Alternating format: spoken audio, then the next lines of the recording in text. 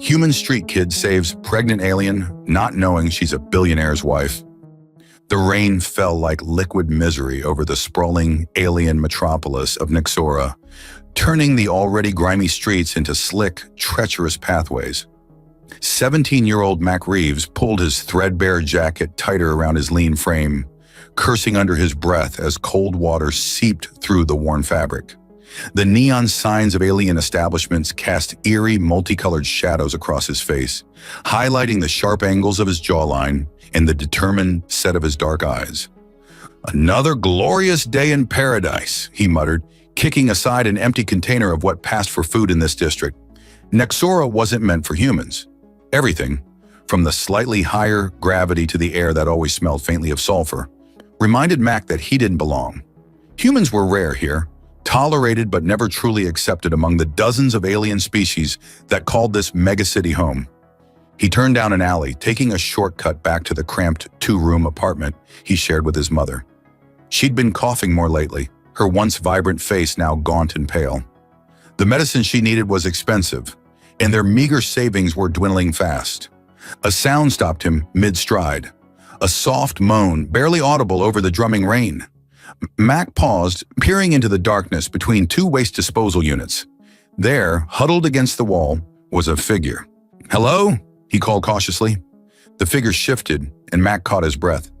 It was a female alien with skin the color of pale blue twilight and silver hair plastered to her face by the rain.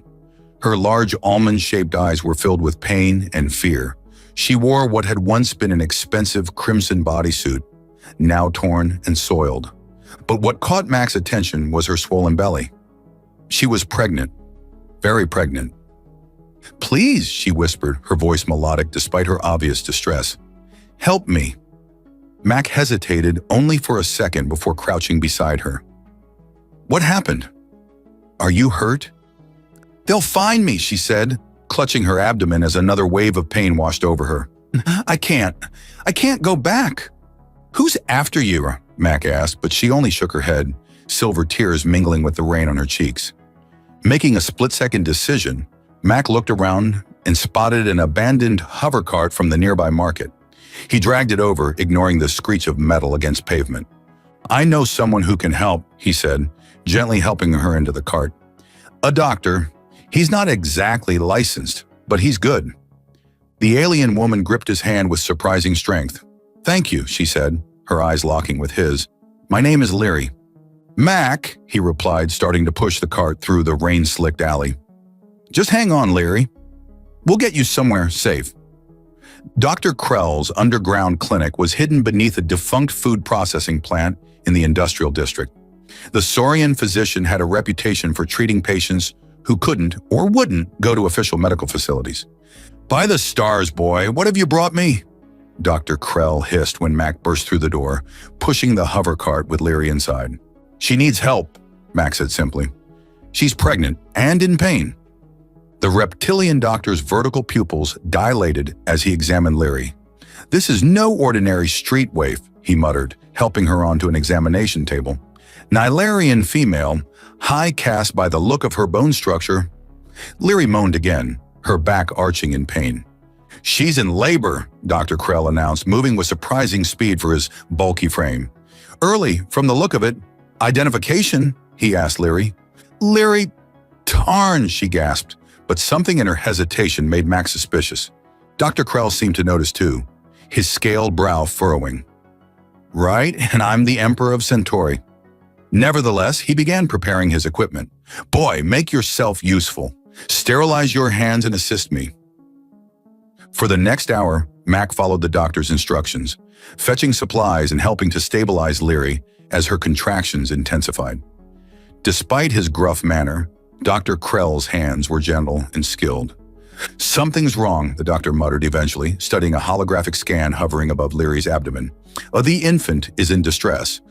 We need to—" A thunderous crash interrupted him as the clinic's reinforced door burst inward. 6 heavily armed figures stormed in, their armor gleaming under the harsh lights. Each bore an emblem Mac recognized with dread, the twisted helix symbol of Vix Industries, owned by Tornvix, the most powerful and feared alien billionaire in the sector. "Step away from the female," the lead guard commanded, his weapon trained on Dr. Krell. Mac moved instinctively, placing himself between the guards and Leary. "She needs medical attention." "Stand down, human," the guard growled. "This doesn't concern you." "Mac," Leary whispered behind him, her voice strained. "It's all right." A tall figure entered the clinic, his presence commanding immediate attention. Toran Vix was an imposing Nilarian, his blue skin darker than Leary's, with intricate patterns etched across his visible skin. His eyes, cold and calculating, surveyed the scene before settling on Leary. "My wife, he said, his deep voice surprisingly gentle. "You've caused quite a commotion, beloved." Mac's stomach dropped. Wife? He'd been harboring the spouse of the most dangerous man in the sector? "Toran," Leary acknowledged weakly. "The baby." Vix's expression shifted to concern. He snapped his fingers and two medical professionals rushed in, quickly taking over from Dr. Krell. "You," Vix said, turning to Mac. "You helped my wife when she was vulnerable." "Why?" Mac straightened his shoulders. "Because she needed help. That's all." Vix studied him for a long moment, then nodded. "Your name?" "Mac Reeves." "Remember this, Mac Reeves. Toran Vix pays his debts." He turned to one of his guards. "See that this young man and his family are taken care of, and compensate the doctor for his discretion." As Leary was carefully transferred to a hovering medical pod, she reached out and caught Mac's hand. "Thank you," she whispered, her eyes holding a message he couldn't quite decipher. Then they were gone, leaving Mac standing in the wrecked clinic, wondering what the hell had just happened. 3 years could change a lot, but some things remained stubbornly constant. The rain still fell with the same miserable persistence over Nexera, and Mac still cursed it as he jogged the last block to his apartment building. At 20, Mac Reeves had filled out his once lanky frame with lean muscle. His dark hair was cut short now, practical rather than stylish, and a thin scar crossed his right eyebrow, a souvenir from a job-loading cargo that had gone sideways when the gravity stabilizers failed. The apartment building was modest but clean, located in a mixed-species neighborhood that was several significant steps up from the slums where he'd once lived. Toran Vix had been true to his word. The day after the clinic incident, Mac and his mother had been relocated, their meager possessions moved by efficient workers who asked no questions. A monthly stipend appeared in Mac's account, enough to live comfortably but not extravagantly, enough for his mother's basic medical care, but not for the specialized treatments that might actually cure her. Mac nodded to Mr. Prell, the six-armed Quillian superintendent who was sweeping the lobby. "Any deliveries today?" "Nothing for you, human boy," Prell replied, his mandibles clicking in what Mac had learned was a friendly manner. "How's your mother?" Mac's smile faltered. "Not great. The new medications aren't working as well as we hoped." "Ah," Prell's antennae drooped in sympathy. "The universe has strange ways, yes? Some creatures live centuries without purpose, while others with much to give are taken too soon." "Yeah," Mac said, throat tight. "Strange ways." The apartment was quiet when he entered, the soft hum of medical equipment the only sound. Sarah Reeves lay in her adjustable bed by the window, her once vibrant red hair now streaked with gray and thinning from treatments. Her eyes were closed, her breathing shallow but steady. "Mom," Mac called softly. Her eyes fluttered open, and a smile transformed her gaunt face. "There's my boy. How was work?" "Same as always," Max set down his bag and kissed her forehead. "The docks were busy." 3 Centaurian freighters came in back to back. He didn't mention the pain in his back from 12 hours of loading cargo, or the casual xenophobia from the dock supervisor, who always assigned humans the heaviest loads. It wouldn't help her to know. "Dr. Marin stopped by," she said, reaching for a glass of water. Mac quickly handed it to her. "What did he say?" Mac tried to keep his voice neutral, but anxiety crept in around the edges. Sarah took a small sip before answering. "The cellular degradation is accelerating. The standard treatments aren't going to cut it anymore." Mac sat heavily on the edge of the bed. "What are our options?" "There's an experimental treatment at the Vanguard Medical Institute." She squeezed his hand. "But it's not covered by our insurance. Dr. Marin estimates the cost at around 300,000 credits. The number hit Mac like a physical blow. 300,000 credits. It might as well have been 3 million. "We'll figure something out," he said, forcing confidence into his voice. "I can pick up extra shifts, maybe talk to the bank about a loan." "Mac," his mother's voice was gentle but firm. "We both know that's not realistic. I've made my peace with this." "Well, I haven't," Mac said, standing abruptly, "and I'm not going to." Later that night, after his mother had fallen asleep, Max sat at their small kitchen table, scrolling through his data pad. Loan options, second jobs, even underground fighting rings. Nothing would generate the kind of money he needed quickly enough. His finger hovered over a contact he'd never used. 3 years ago, Toran Vix had given him a direct communication line. Should he ever need anything? Mac had been too proud to use it, determined to make his own way. Pride wouldn't save his mother. Before he could second-guess himself, Mac activated the contact. To his surprise, it connected almost immediately. "Identify yourself," came a clipped voice. "Mac Reeves," he replied, suddenly uncertain. I helped Lady Leary 3 years ago. Mr. Vix gave me this contact." A pause then? 1 moment. The screen shifted, and Mac found himself looking at Toran Vix himself. The Nilarian billionaire looked much as he had 3 years ago, though perhaps the patterns on his blue skin had darkened slightly with age. "Young Mr. Reeves," Vix said, his expression unreadable.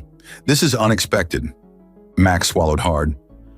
"I wouldn't contact you if it wasn't important, sir. It's my mother. She's very ill, and there's a treatment that could help her, but it's expensive." 300,000 credits for the Vanguard protocol? Vix interrupted smoothly. "Yes, I'm aware of Dr. Marin's recommendation. I make it my business to stay informed about those under my protection." Mac blinked, thrown off balance. "You've been monitoring us." Naturally, Vix's tone suggested this should have been obvious. "Your mother's condition is unfortunate. The treatment has a 67% success rate, which is promising." "I can work off the debt," Max said quickly. "Any job, any terms. I just need the money now, before it's too late." Vix studied him for a long moment. "As it happens, I do have a position that might suit someone with your unique qualities. Come to my office tomorrow at noon. We'll discuss terms." The screen went dark before Mac could respond. He sat back, heart pounding. He just made a deal with the devil. Or at least, that's what the rumors about Toran Vix suggested. But if it saved his mother, Mac would face whatever consequences came his way. After all, how dangerous could it be? Vix Industries' headquarters towered over central Nexra like a gleaming spear thrust into the sky. Unlike the organic, flowing architecture favored by most alien constructions, Vix's building was all sharp angles and reflective surfaces, intimidating by design. Max straightened his collar as the elevator ascended silently. He'd bought the nicest clothes he could afford for this meeting, but standing in this elevator with its polished obsidian walls, he felt woefully underdressed. The doors opened directly into Toran Vix's office, a vast space dominated by a panoramic view of the city. The Nilarian billionaire stood with his back to the entrance, hands clasped behind him. "Punctual," Vix remarked without turning, a rare quality these days. "My mother taught me to respect other people's time," Mac replied, stepping forward. Vix turned to his dark blue features, impassive. "How is Sarah?" "Comfortable, I trust." "As comfortable as someone can be when their body is betraying them," Max said, then winced at his own bluntness. "Sorry. Yes, she's comfortable. Thank you for asking." Vix gestured to a seating area. "Please." The chairs were clearly designed for Nilarian physiology, making Mac feel even more out of place as he sat. A server droid silently offered him a drink, which he declined.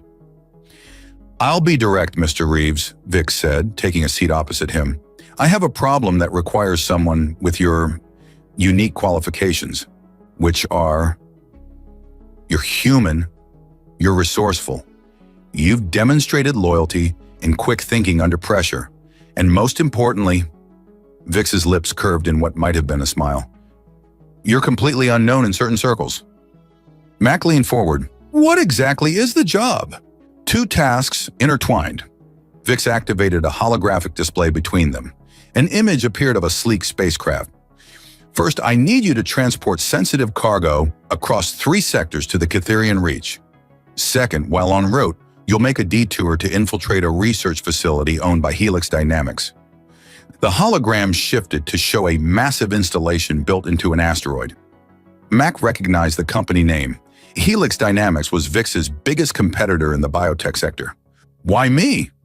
You must have professional smugglers and spies on your payroll. Indeed. And Helix knows them all. VIX's expression hardened. We've had security breaches. I need someone outside my usual channels. What's the cargo? Mac asked, a knot forming in his stomach. VIX studied him for a moment. Genetic material, specifically modified human embryos. Mac stiffened. Human embryos? For what purpose? Research that could benefit your species greatly, VIX replied smoothly. Humans are remarkably adaptable, genetically speaking. Your DNA contains solutions to problems that have plagued other species for millennia. And Helix Dynamics? What am I looking for there? The hologram changed again, displaying molecular structures Mac couldn't begin to understand. Intelligence suggests they're developing a pathogen targeting specific genetic markers. It could be weaponized against certain species, including humans. VIX's eyes narrowed. I need confirmation and, if possible, samples of their research. Mac's mind raced. This was far more dangerous than he'd anticipated. And if I'm caught? You'll be disavowed. VIX Industries has no connection to you beyond your mother's medical care. VIX's tone was matter-of-fact. However, succeed, and not only will your mother receive the treatment she needs, but I'll establish a trust fund ensuring her care for life. Max swallowed hard. When would I leave? Tomorrow. The cargo is being prepared as we speak. VIX stood, signaling the end of the meeting. One more thing, Mr. Reeves. The ship has been programmed to self-destruct if tampered with. I suggest you deliver the cargo as instructed. Understood. Mac rose, his mouth dry. I'll need details, navigation charts, facility layouts, security protocols. My assistant will provide everything. VIX extended his hand, a surprisingly human gesture. Do we have an agreement? Mac hesitated only briefly before clasping the alien's hand. We do. As Mac turned to leave, the office door slid open to reveal a female Nilarian. Mac froze, recognition hitting him instantly.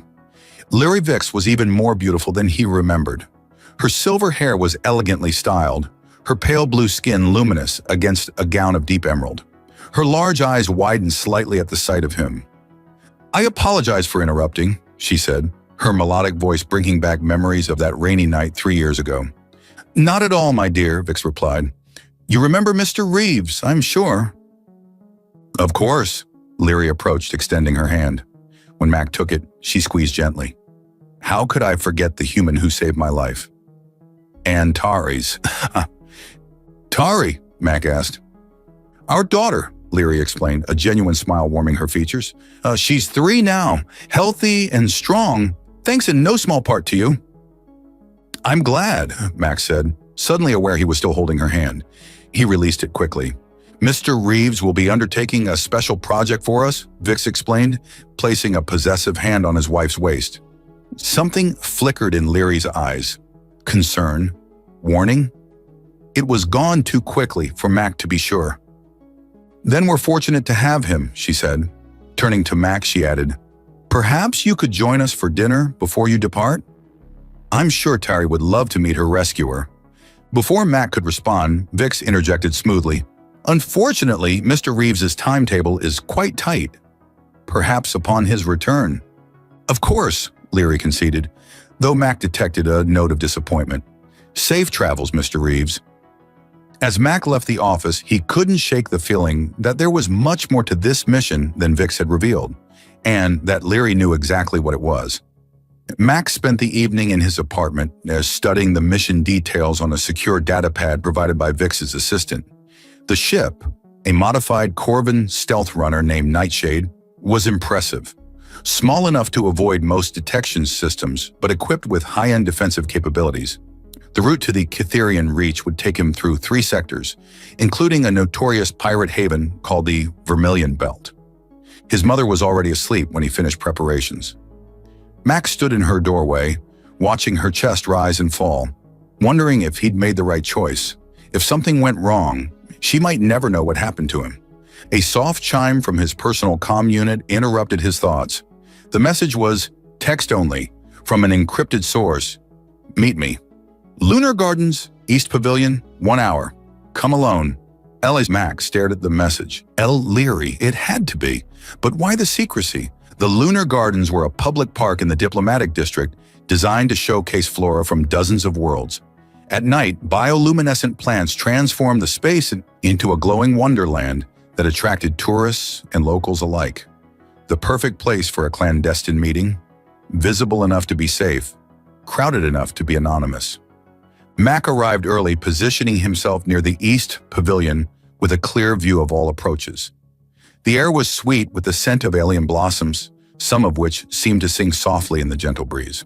Humans always scan their surroundings like predators, came a melodic voice behind him. It's quite fascinating. Mac turned to find Leary standing there, her silver hair now hidden under a simple hood, her elegant gown replaced by nondescript clothing. Without her finery, she looked younger, more like the frightened girl he'd found in that alley. "How did you get past me?" Mac asked, genuinely impressed. "Nalarians can alter our skin pigmentation slightly, not enough to change color completely, but enough to blend with shadows." She smiled, but it didn't reach her eyes. "Walk with me. We don't have much time." They strolled along a winding path lit by glowing fungi. Leary remained silent until they reached a secluded alcove surrounded by tall, swaying plants that seemed to bend away from visitors, creating a natural privacy screen. "My husband is not what he appears to be," she said without preamble. "Few billionaires are, I imagine," Mac replied cautiously. "This isn't about wealth or power games." Leary's large eyes fixed on him intensely. "The cargo you're transporting, it's not what he told you." "Modified human embryos for research," Mac said. "What are they really?" "Prototypes, the first generation of what he calls Terran Prime, genetically engineered human soldiers designed for absolute loyalty and enhanced combat capabilities." Her voice dropped lower. "He's creating an army, Mac. One that will make humans the most feared mercenaries in the galaxy. But under his control." Mac felt cold despite the garden's pleasant temperature. Why would he do this? Power. The ultimate commodity. Leary's expression hardened. The mission to Helix Dynamics is equally deceptive. Yes, they're developing a pathogen, but Toran already knows this. He wants you to steal it so he can refine it. Create a targeted bioweapon that would eliminate his competitors while making it look like Helix's project backfired. And trigger an interspecies conflict, Mac concluded, the pieces falling into place. With humans caught in the middle? Precisely. The resulting chaos would be profitable for his weapons divisions and create demand for his superior human soldiers. Leary pulled a small device from her pocket. This contains the real coordinates for the Helix facility and security codes that won't trigger alarms. It also has evidence of what I've told you. Data I've been collecting for years. Mac hesitated before taking it. "Why are you telling me this? Why risk everything?" Leary's composure cracked slightly. "Because you saved me once without question.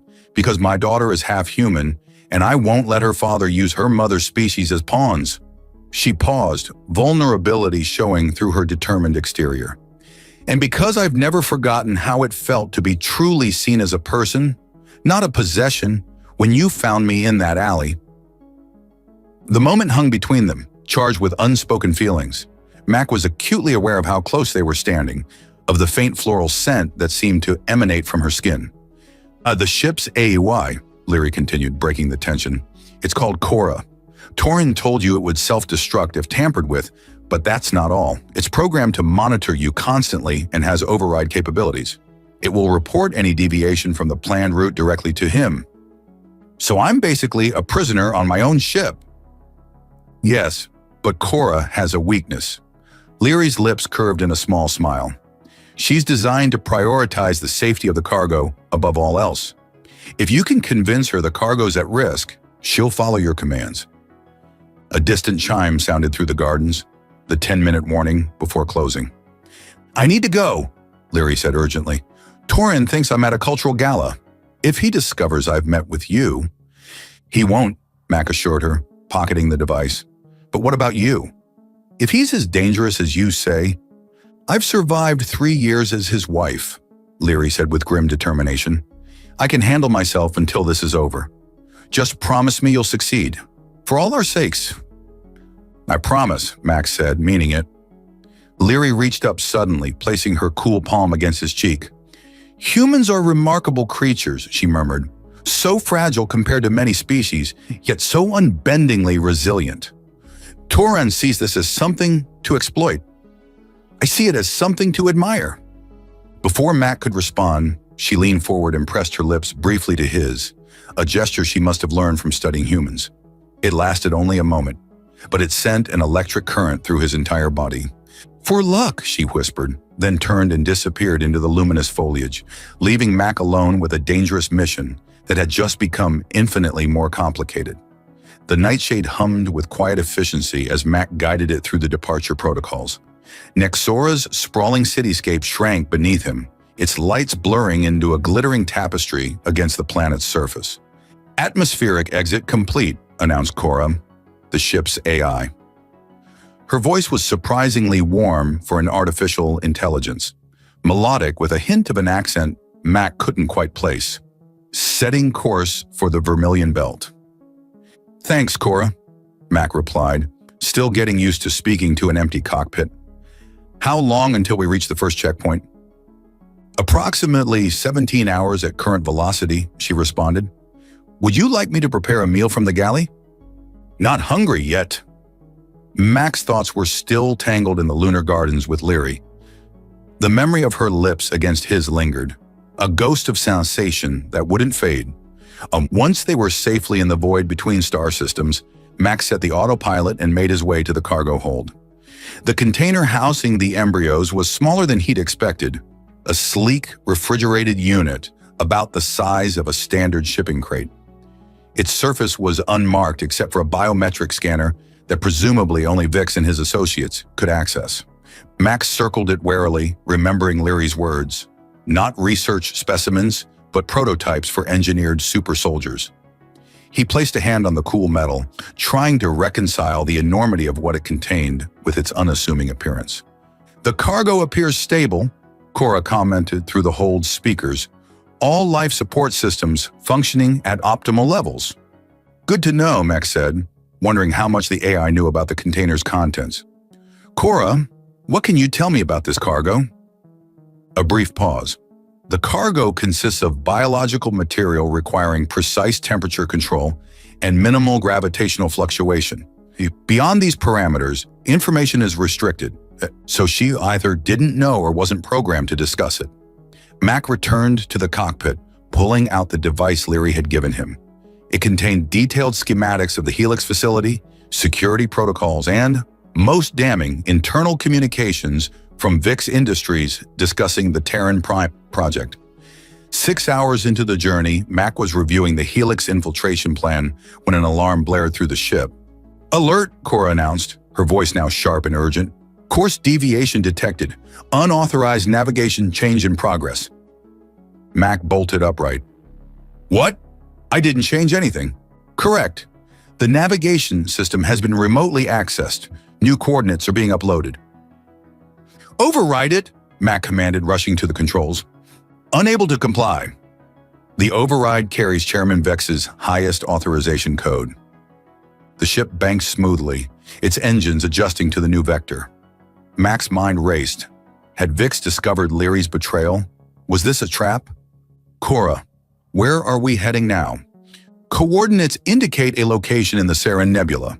There are no charted stations or outposts at this destination." The Sarin Nebula, a vast cloud of ionized gas and cosmic dust on the edge of the sector. The perfect place for an ambush, or a discreet execution. "Cora, scan the cargo for any unusual signals or transmissions." Another pause, longer this time. Scan complete. A tracking beacon has been detected within the cargo container. The signal activated approximately 7 minutes ago. Mac's blood ran cold. Is the signal coming from inside the container or from the container itself? Analysis indicates the signal originates from within the biological material. The embryos themselves are transmitting, Mac asked, incredulous. Correct. The genetic material appears to have been modified to include synthetic components capable of generating a subspace signal when exposed to specific radiation frequencies. Mac paced the cockpit, mind working furiously. And we just passed through a radiation belt, didn't we? Affirmative. The Colian belt emits precisely the type of radiation that would activate such components. And this changed everything. If the embryos themselves were rigged to broadcast their location, then VIX had never intended for them to reach their supposed destination. The entire mission was a setup. Cora, I believe the cargo is at risk, Max said carefully, remembering Leary's advice. The tracking signal could attract unwanted attention. Threat assessment in progress? Cora replied. After a moment, she added, long-range scanners have detected 3 vessels on an intercept course.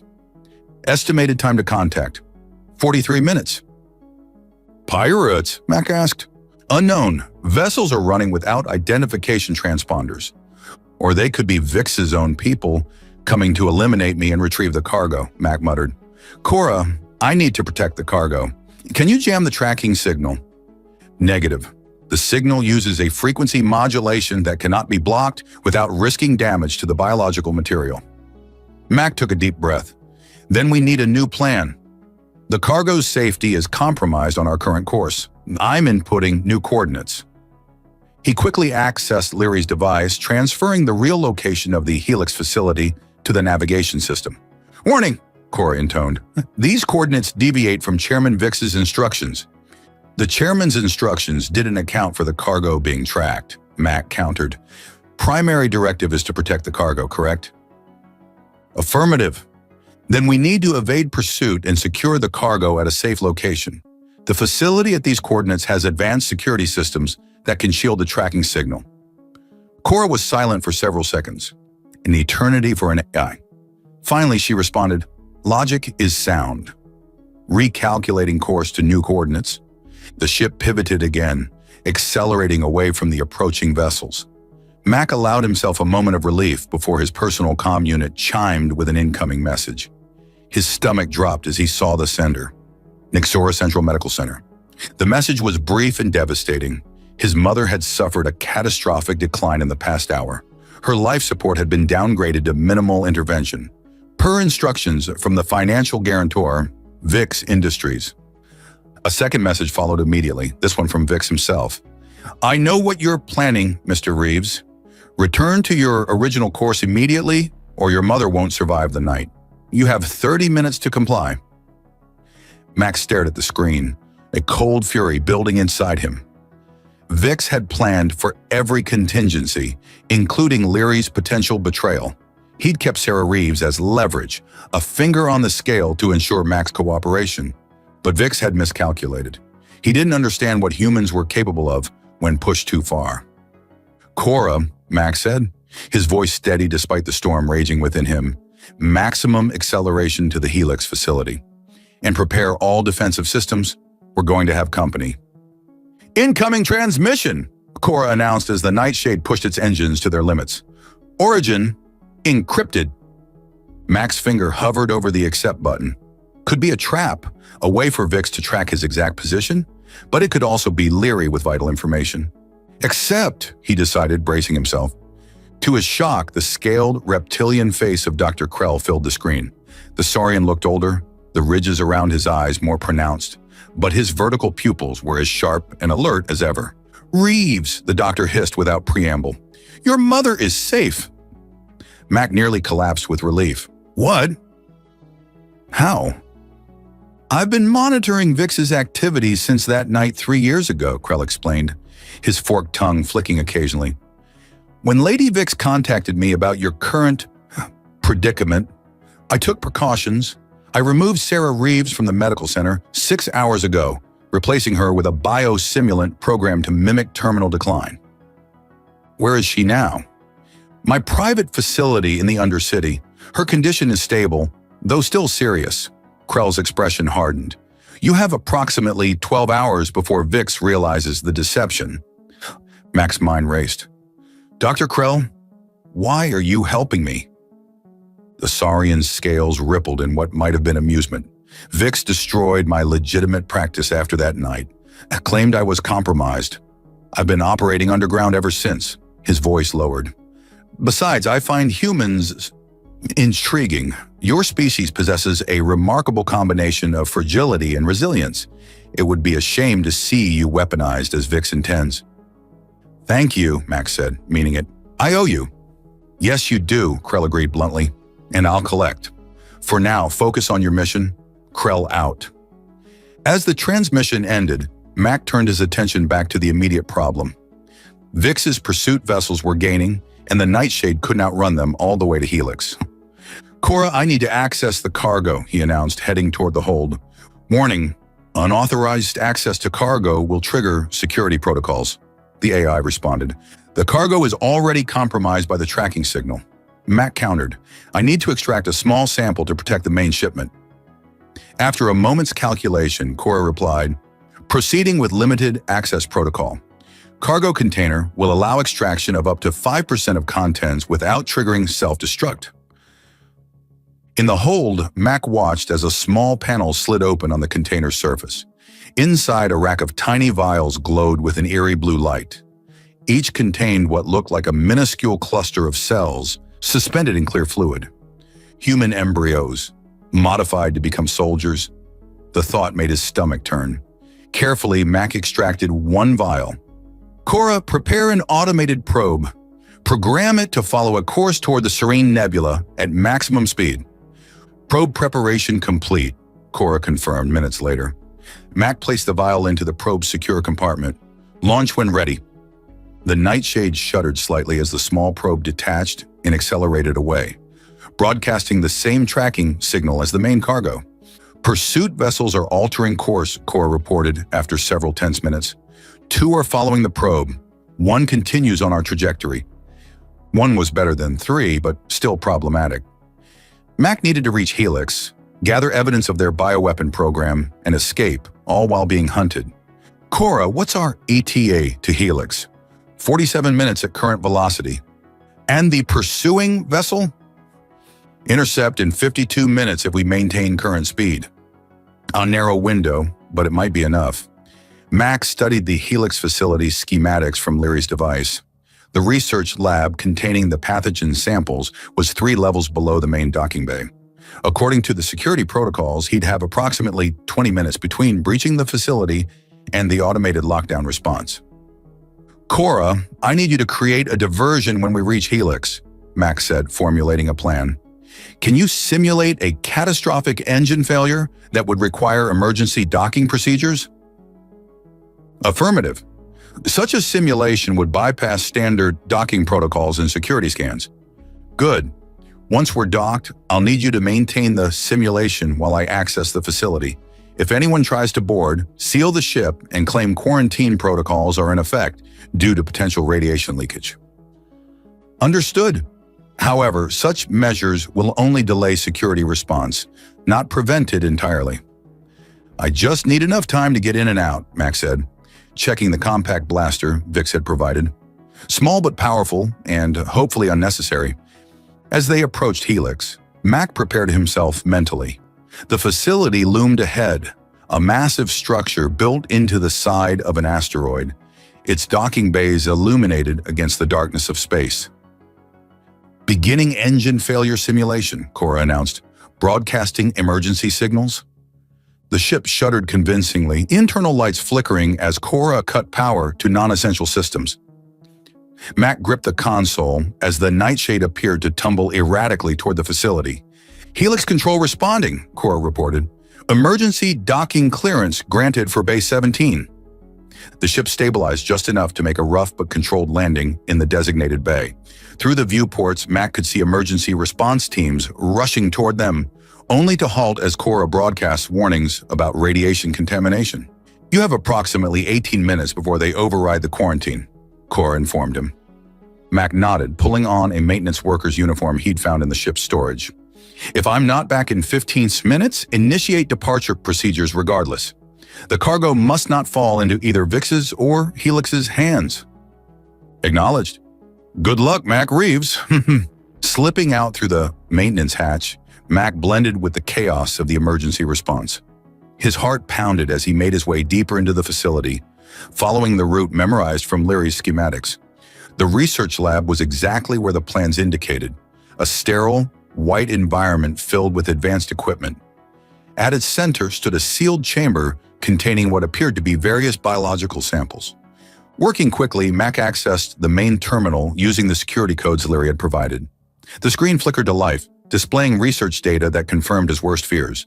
Helix was indeed developing a pathogen targeting specific genetic markers, including those common in humans. He downloaded the data onto a secure drive and collected samples of the pathogen, carefully sealing them in a containment unit. As he worked, he couldn't help but notice something odd about the research parameters. The pathogen wasn't designed to be lethal. It was designed to trigger specific genetic expressions. The realization hit him like a physical blow. This wasn't a weapon to kill humans. It was a tool to activate the synthetic components in Vix's modified embryos, triggering their enhanced capabilities remotely. Helix and Vix weren't competitors, they were collaborators. An alarm blared, cutting short his investigation. "Security breach in Research Lab Delta," announced an automated voice. "All personnel evacuate immediately. Containment protocols initiating in 3 minutes." Time was up. Max sprinted back toward the docking bay, evidence in hand, as security shutters began closing throughout the facility. Max sprinted through the closing security shutters, sliding under the final one, just before it sealed the corridor. The containment alarms blared throughout the facility as he raced toward the docking bay, clutching the evidence against his chest. "Cora, status report!" he gasped into his comm unit. "Security forces converging on Bay 17, the AI responded. "Departure window closing rapidly." "Start the engines. I'm almost there." Rounding the final corner, Max skidded to a halt. The docking bay was crawling with Helix security personnel, and standing directly between him and the Nightshade was a figure he instantly recognized, Torrin Vix. The Nalarian billionaire looked different outside the controlled environment of his office. His blue skin seemed paler, the intricate patterns less vibrant. He was flanked by 4 armed guards, but it was the expression on his face that caught Mac off guard. Not rage, but something closer to desperation. "Mr. Reeves," Vix called out, his voice carrying across the bay. "I believe you have something that belongs to me." Mac assessed his options. The nearest cover was a stack of cargo containers to his right. The Nightshade's engines were powering up, but the ship was surrounded. "Actually," Mac replied, edging toward the containers, "I think I have evidence of your crimes. Collaborating with Helix to create bioweapons, engineering human embryos into soldiers, the Galactic Council will be very interested." "You understand nothing," Vix snarled, his composure cracking. "Drop the evidence and the samples." Final warning. Mac dove behind the containers as blaster fire erupted from Vix's guards. The metal sizzled where energy bolts struck, inches from his head. "Cora, I need a distraction," Mac shouted into his comm. The Nightshade's external lights suddenly flashed blindingly, and the ship's defensive systems activated, firing precise, non-lethal shots that scattered the security forces. In the chaos, Max sprinted from cover toward the ship's loading ramp. He was halfway there when something slammed into his back, sending him sprawling. Rolling over, he found Vix standing over him, a small blaster in hand. "You've ruined everything," the Nilarian hissed, his chest heaving. "Years of planning, billions in research, all for nothing." Max scrambled backward, still clutching the evidence. "It was wrong, Vix. You can't engineer an entire species into weapons." "Weapons?" Vix laughed bitterly. "Is that what you think this is about? Power? Profit?" He gestured sharply and his guards formed a perimeter, keeping the Helix forces at bay. "Look at me, human. Really, look." For the first time, Mac noticed the subtle tremor in Vix's hands, the unnatural pallor beneath his blue skin. "You're sick," he realized. "Not just me, my entire species." Vix's voice dropped, suddenly weary. The Nalarian race is dying, Reeves. A genetic defect that appeared 3 generations ago has spread throughout our population. Within 50 years, we'll be extinct. What does that have to do with human embryos? Your DNA is remarkably adaptive, uniquely so among all known species. We discovered that human genetic material, properly integrated with Nalarian DNA, could correct the defect. Vix's eyes flicked toward the nightshade. Those embryos aren't weapons. They're templates for a cure. Mac's mind raced. But why the secrecy? The deception? You could have asked for human volunteers. Politics, Vix spat. The Galactic Council forbids genetic experimentation across species lines after the Cretan disaster. They'd rather let an entire race die than risk another incident. His expression hardened. I chose to save my people by any means necessary. By creating human Nilarian hybrids without consent, Mac countered. By planning to trigger their development with Helix's pathogen. A controlled activation of beneficial traits, Vix insisted. Nothing more. And the super soldier capabilities. Just a side benefit? Vix didn't answer, which was answer enough. There has to be another way, Mac said, slowly rising to his feet. One that doesn't involve exploiting humans. There isn't. We've tried everything else. For a moment, genuine anguish crossed Vix's features. My daughter, Tari, she's the only successful natural hybrid in existence. Her human DNA has kept the defect dormant, but it's not enough for a cure. We need the engineered templates. Mac thought of Leary, of the night he'd found her pregnant and desperate in that alley. Had she been running from this fate for her child, or had she been part of Vix's plan all along? A plan began forming in Mac's mind. What if there was a third option? Something that could save your species without turning humans into unwilling genetic donors. Vix's eyes narrowed suspiciously. Explain.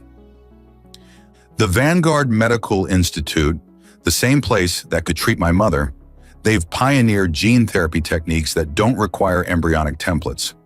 Voluntary adult human donors could provide the genetic material you need ethically.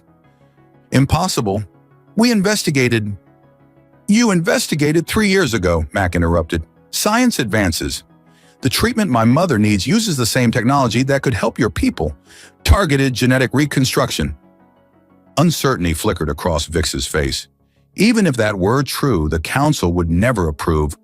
They would if the alternative was extinction, Mac pressed, especially with your resources behind it, presented as a humanitarian effort rather than a covert operation.